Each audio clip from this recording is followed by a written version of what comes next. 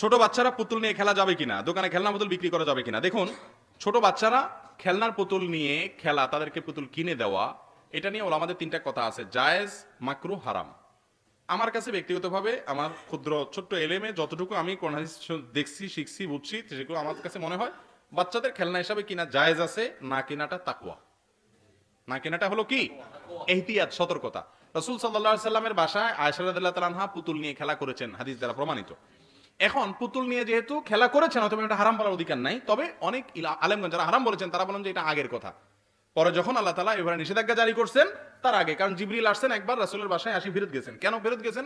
পরদিন এসে বলছে, ইয়া রাসূলুল্লাহ, বাসায় আসছে ঢুকতে পারি না, কারণ আপনার পর্দার মধ্যে প্রাণীর ছবি ছিল, এই জন্য ঢুকতে পারি না। রাসূল সাল্লাল্লাহু আলাইহি ওয়াসাল্লাম এটা মুছে দিলেন, তারপর ঢুকলেন। তার বোঝা গেল আগে ছবি জায়েজ ছিল, পরে যখন নাজায়েজ হয়েছে তখন মুছছেন। হয়তো আয়েশা রাদিয়াল্লাহু তাআলা তখন জায়েজ যখন ছিল তখনকার কথা।